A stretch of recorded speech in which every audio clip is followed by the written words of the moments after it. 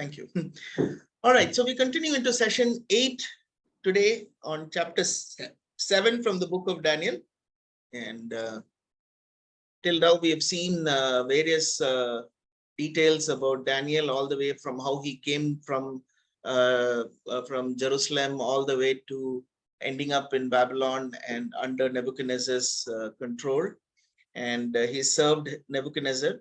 And then the kingdom got taken over after his grandson was defeated. And we see that Darius becomes the king and takes over Babylon. And he's now serving under that king. And that was what we saw last time, the whole issue of his fellow colleagues who were jealous of him and ended up getting him thrown into the den of lions. And from there, we saw how God glorified his name even through that. All right. And so that was what we saw till now. And today we're going to look at chapter 7. And we're going to look at this detail about the visions that Daniel is seeing. So let's pray. Father, we thank you for giving us this opportunity into your presence to be able to continue the study of the book of Daniel. We ask that, Lord, even as we do this, that you would teach us, continue to shape our thinking and understanding, and continue to minister to us from this book. We pray that, Lord, your word would edify and strengthen us and continue to deepen our relationship with you. We submit this time into your hands. In Jesus' name we pray. Okay, so let's read chapter 7 and verses 1 to 3.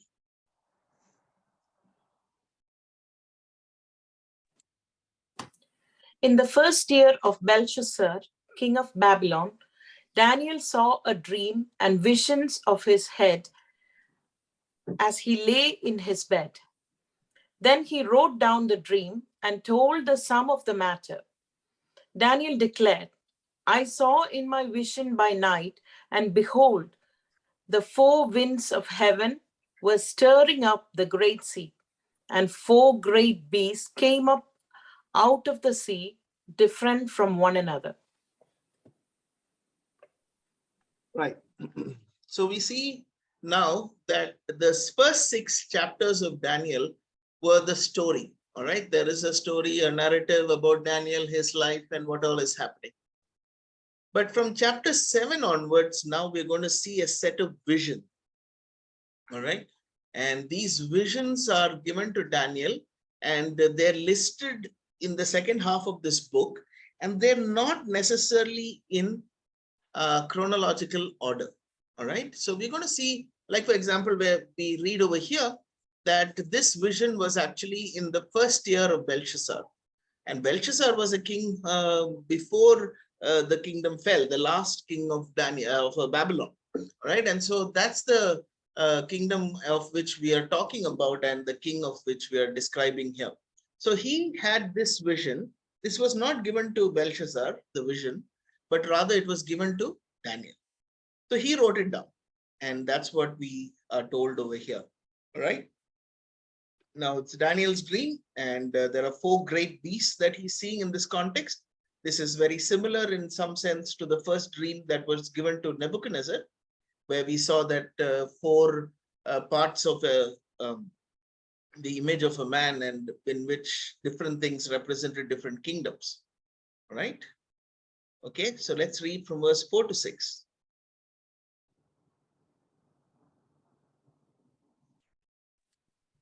The first was like a lion and had eagle's wings. Then, as I looked, its wings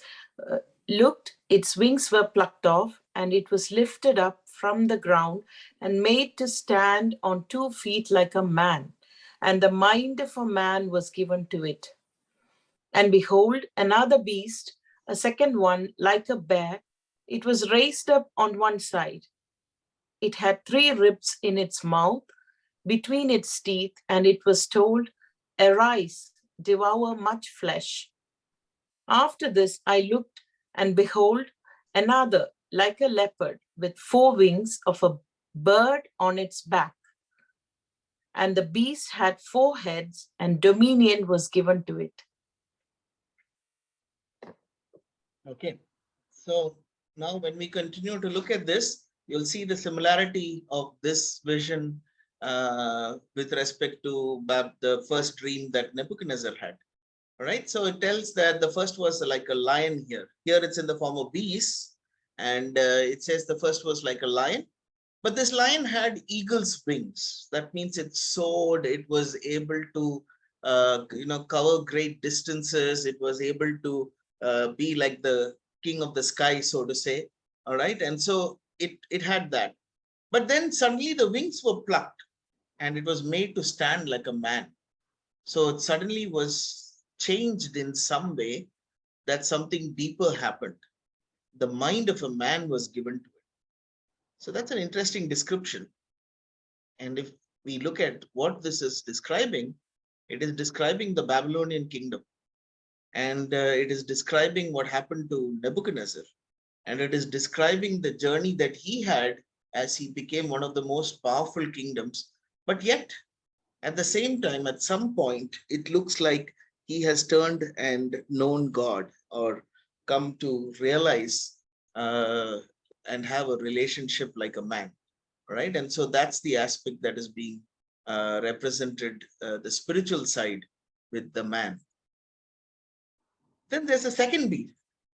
The second beast is a bear, and it is directly mentioned that it stood up on one side, which is interesting because, I mean, what does that mean? What does it mean for a bear to stand up on one side?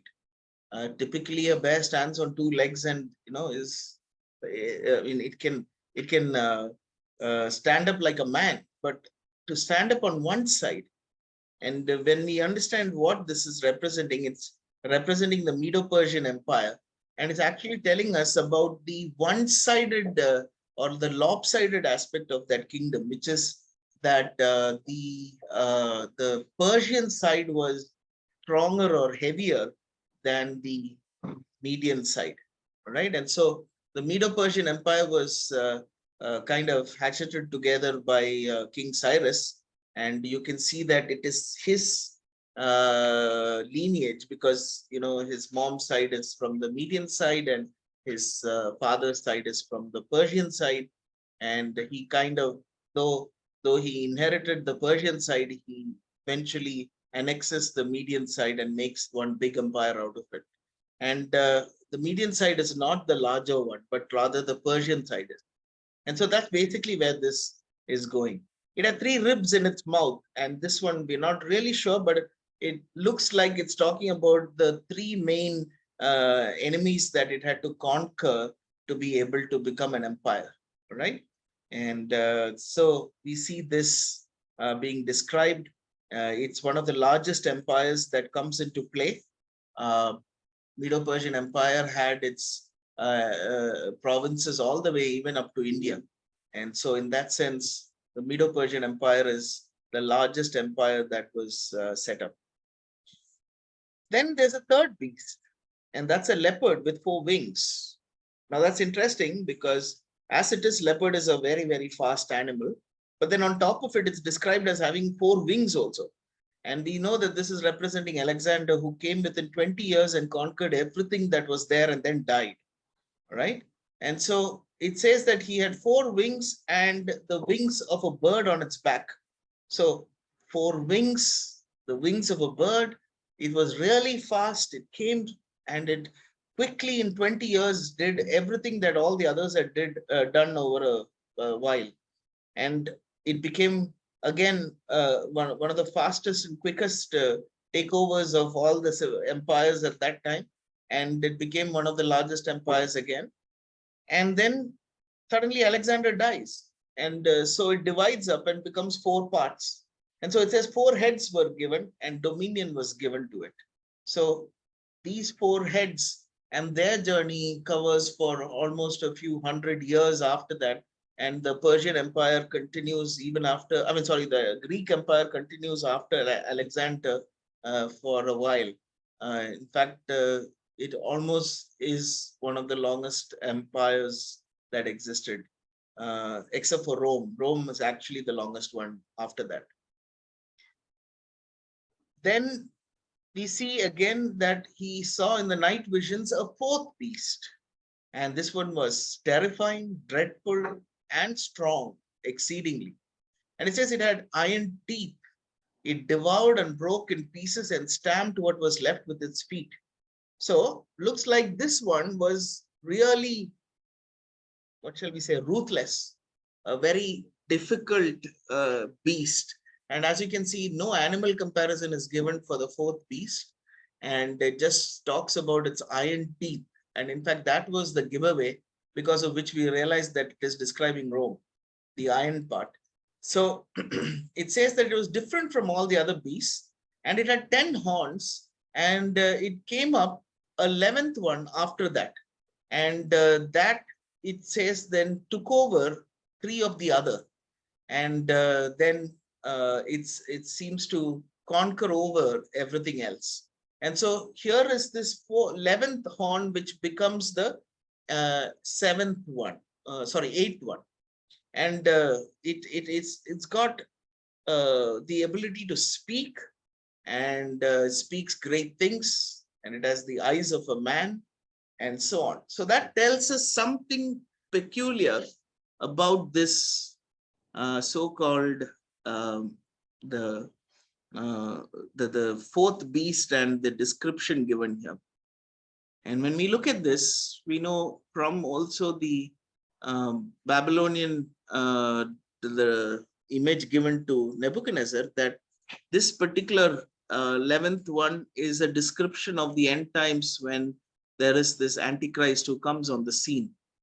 And so this fourth one is the empire Rome and its rise, fall, rise again, and its ultimate destiny. Okay, so that's the 4 empires so far. Okay, so let's continue with verses 9 to 12.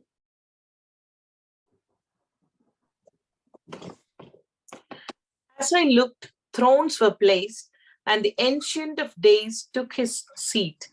His clothing was white as snow, and the hair of his head like pure wool. His throne was fiery flames. Its wheels were burning fire. A stream of fire issued and came out from before him.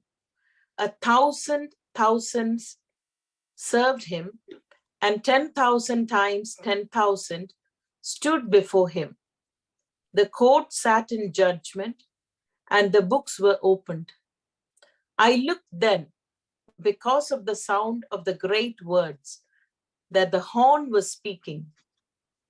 And as I looked, the beast was killed, and its body destroyed and given over to be burned with fire.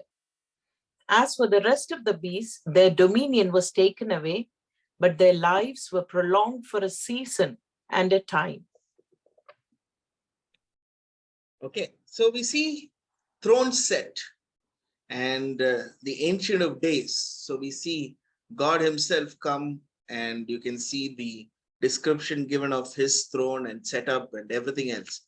So here is the description of the in Nebuchadnezzar's dream. This was like a uncut stone that came like and grew and hit the bottom of the image and crushed everything else and grew to become one of the largest kingdoms on earth. This is that part of the vision. So here now we can see that there is a little more detail given to us. Even if we saw the Rome part and this part, we see that this particular vision is adding more details to us. And it tells us that there were, for example, here that he's setting up, and you can see his throne is described. There is fiery flames, wheels that were burning with fire. And some of this description we can get to see in Revelation. We can actually compare and see there. It also talks about 1,000 thousands that served him, and 10,000 times 10,000 that stood before him. And again, that description we can get to see in the book of Revelation. And it says the courts sat in judgment and the books were opened. So it talks about a certain judgment that is taking place. And it talks about this horn that was speaking, the 11th one, which is the beast, and how it was killed and it was given over to be burnt with fire. So the Antichrist is being destroyed. And we do know that at the beginning of the millennium, Satan himself is imprisoned for 1,000 years. And it says that the rest of the beasts, their dominion was taken away, but their lives were prolonged for a season. All right. So we see all of this happening. And so there is a season for which the Satan himself is thrown out of the way. And we see that the nations and the whole world is being restored as Christ rules from Jerusalem. So the detail given to us continues to expand and connect and on the vision given to Nebuchadnezzar, right? Now let's continue with verses 13 and 14 here.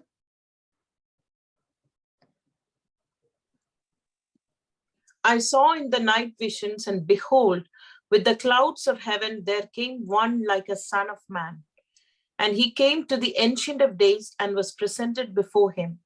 And to him was given dominion and glory and a kingdom, that all peoples, nations, and languages should serve him. His dominion is an everlasting dominion which shall not pass away, and his kingdom one that shall not be destroyed. Okay. So this is also a theme that is not there in the description that Nebuchadnezzar gets, but it is something we get to read in Revelation. And you can see now Christ coming up and taking his right as the second Adam and taking over the dominion of this earth. And you can see in this imagery that how it was presented and how it was given to him, and how all dominion, glory, and a kingdom, all peoples, nations, and languages to serve him. His dominion is an everlasting dominion. So this is what is given to Christ, and it shall not pass away. It is an eternal kingdom that shall never be destroyed. So this description is something that is new to us. I mean, when I say new, of course, it's not new to many of you because we have read the New Testament, but it is new to us in a chronological fashion, because as Daniel is elaborating now, we can see that this part is not something that was given in Nebuchadnezzar's dream. And so it tells us in detail how Christ is going to have dominion for 1,000 years here on earth, and his role and all of that. Now, if you remember in the book of Revelation, this description is given where John actually starts crying because there's no one worthy to open the seals, and no one is worthy to stand. And then you see that the elders tell him, and they point to Christ, and here he comes, and he presents himself and opens the seals, and there is great rejoicing because of that. And so you can see that comparative event in the book of Revelation. All right, let's continue. Verse 15 onwards. As for me, Daniel, my spirit within me was anxious, and the visions of my head alarmed me. I approached one of those who stood there and asked him the truth concerning all this. So he told me and made known to me the interpretation of the things. These four great beasts are four kings who shall arise out of the earth. But the saints of the Most High shall receive the kingdom and possess the kingdom forever, forever and ever. All right. So here's the interpretation. Now, the thing is, we see Daniel quite vexed or quite anxious in this particular context. And that anxiety is directly related to the fourth beast, which is interesting because he has not yet seen the third or the fourth at any point. So, and he's not going to live for that long either. So here is the interesting part. He's only vexed about the fourth one. And it seems to be like the fourth one was the most, what shall I say, most the one that scared him the most. All right. And so he is wanting to know a little more about that. And it looks like there is somebody who steps up to him and explains to him, and he gives an interpretation. And his interpretation is that there are four kings. Now, he would have known some part of that if he remembered his dream with Nebuchadnezzar.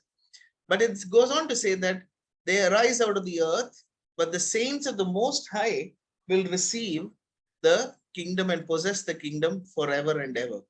Okay, so it tells us that it is the so-called saints of the Most High. Now, who are they? That group, well, it includes the church, it includes Israel, and they're the ones who are going to receive this kingdom forever and ever. So those are the people who we have to understand, even in the context of the end of the Armageddon battle, and as they enter into the millennium is about this group of people who will co-rule with Christ and are co-heirs with him, right? And that's the description that is being given here. All right, let's continue. Verse 19 to 22. Then I desired to know the truth about the fourth beast, which was different from all the rest, exceedingly terrifying, with its teeth of iron and claws of bronze, and which devoured and broke in pieces and stamped what was left with its feet, and about the 10 horns that were on its head, and the other horn that came up, and before which 3 of them fell. The horn that had eyes and a mouth that spoke great things and that seemed greater than its companions. As I looked, its horn made war with the saints and prevailed over them until the Ancient of Days came, and judgment was given for the saints of the Most High. And the time came when the saints possessed the kingdom. Okay, so now we see that there seems to be going back to this fourth beast a little more. And this time it is about this little horn and the details about it. So in timeline, this is still before the, as you can see from the last part, it's before the saints got the possession of the kingdom. Okay, so at that point that you can see that this horn made war with the saints, prevailed over them, and okay, so prevailed over all the saints. But wait a second, how can that be? How can the saints be overcome? So we see that the reference here to saints is not in particular to the church, which is very often where we use this word, but it's actually making this reference to the kingdom of Israel in the 70th week of Daniel and everybody who is through the tribulation period. And we do know that they will be overcome, right? And so this is something that is being told to us, that the saints will be overcome there. But it says that the Ancient of Days came and judgment happened. Okay, so you can see a little bit of a repeat that is taking place here, but it's helping us to understand the detail in terms of what is happening here. Okay, verse 23, 24.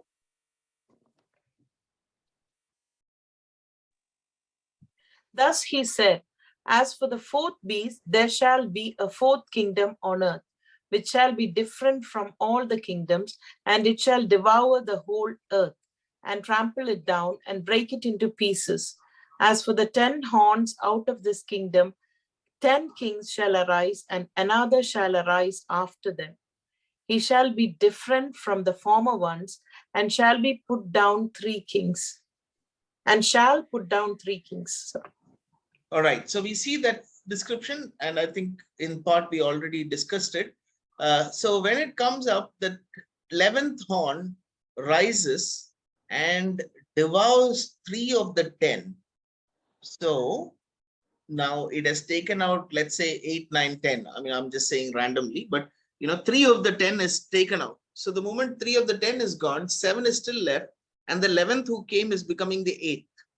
All right. Now, this description from other sources, especially if you were there with us on the Understanding Prophecy series, we are actually given names to which are the 3 kingdoms that are knocked out. And there we are given the names of 3 African countries in that context, where the Antichrist would rise and destroy them. And those are all part of the old Rome.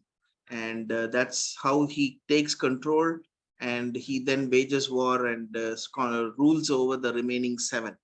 So all of that comes from a extra biblical source, but we had discussed it in detail in the Understanding Prophecy series.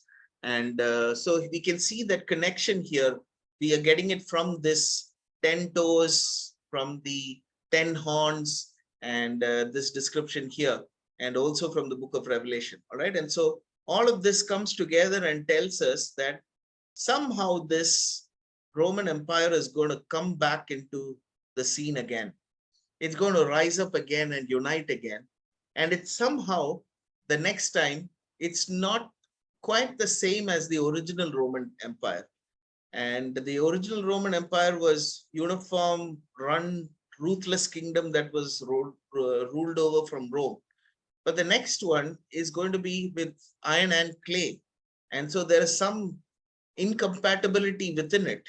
And we talked a lot about this earlier, where we discussed that this is about the mixture of two religions, two ideologies, the Muslims and the Christians, and the whole thing that is going to come together, because the old Roman Empire today, when you look at it, is partly Muslim and partly Christian.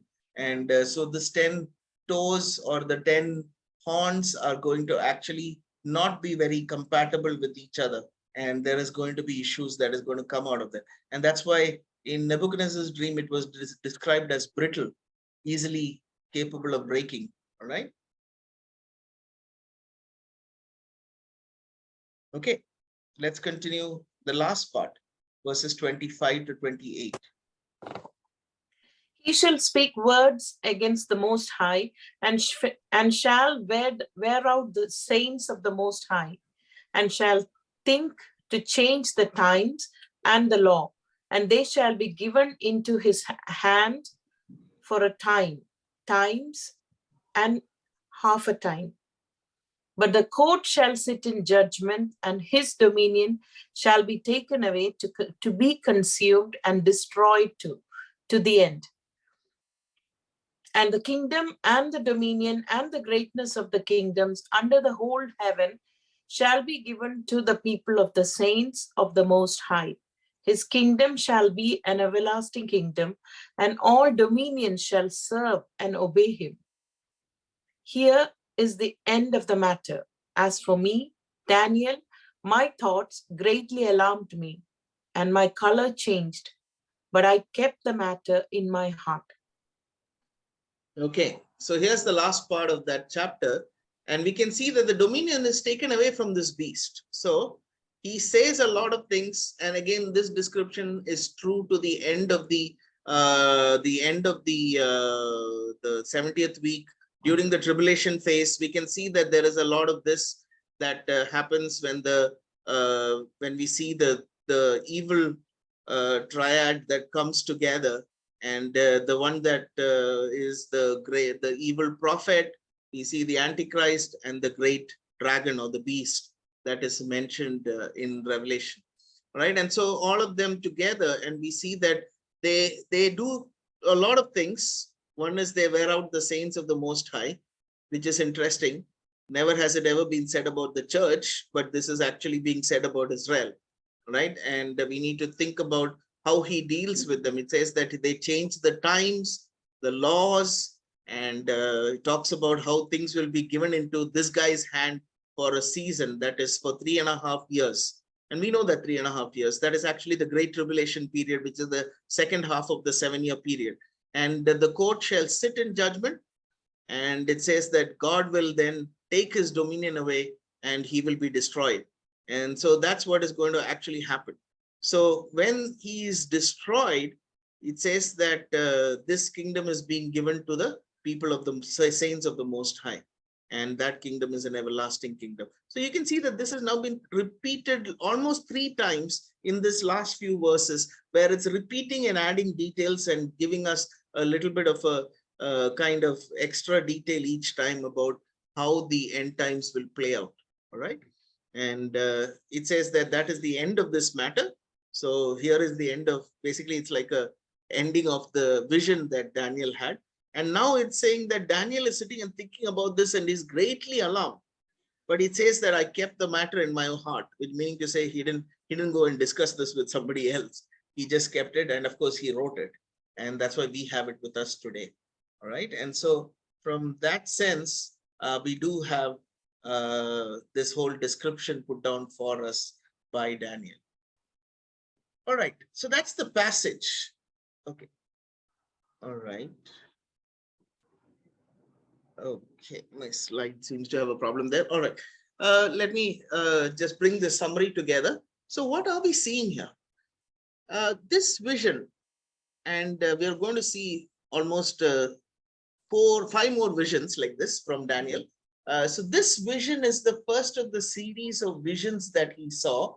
And all of these are his personal visions, all right? It's not somebody else's dreams or visions that he's interpreting, but it's rather his own that he is now talking about, all right? That's the first part that we should understand. Now, this one is, you could say, a repeat, because this one, there's almost a similar one that is given to Nebuchadnezzar. And this is like, okay, the imagery is different.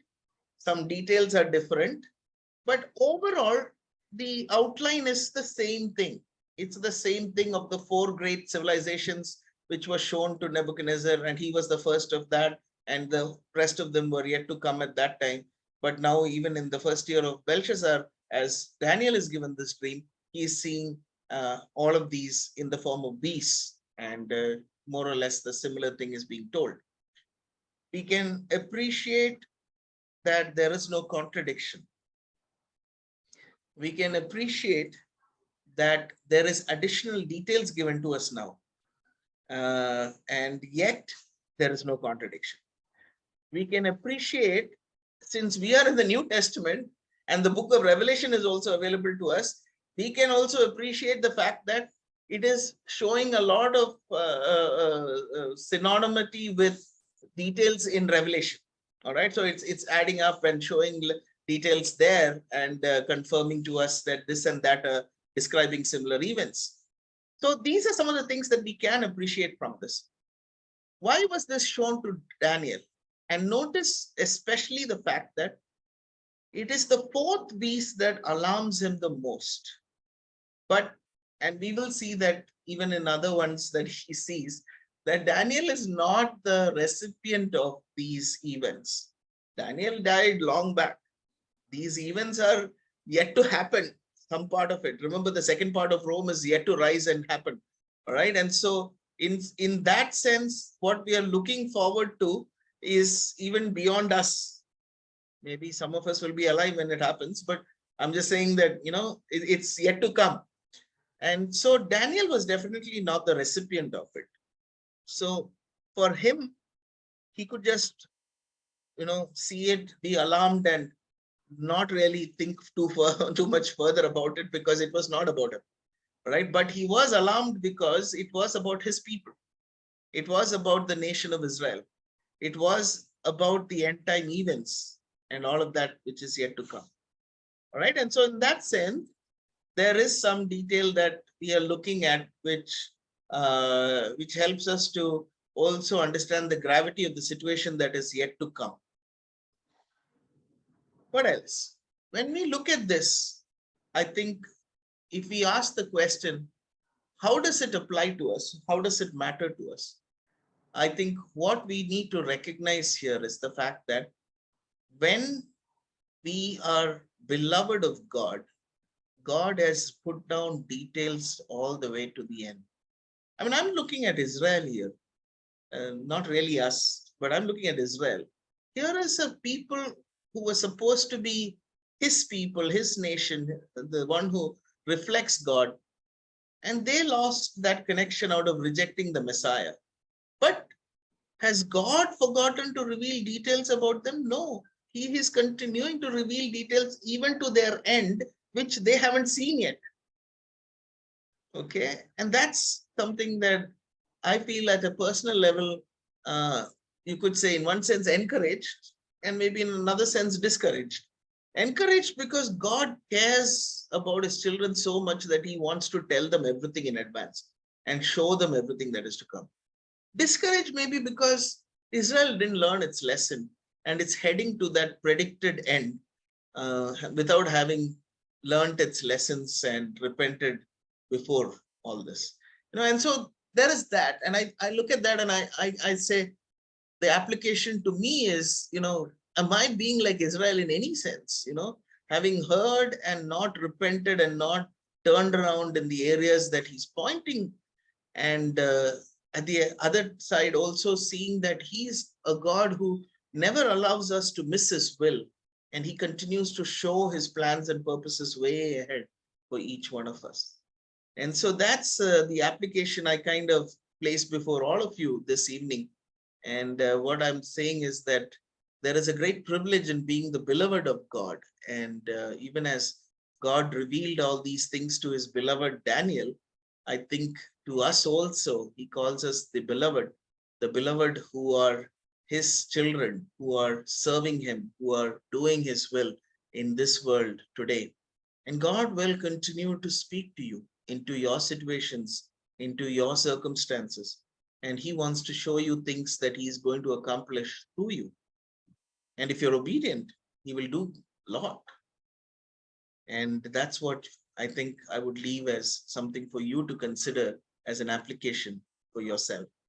So here is this interesting aspect of the vision and the similarities and the differences and what it represents for the end time events, right?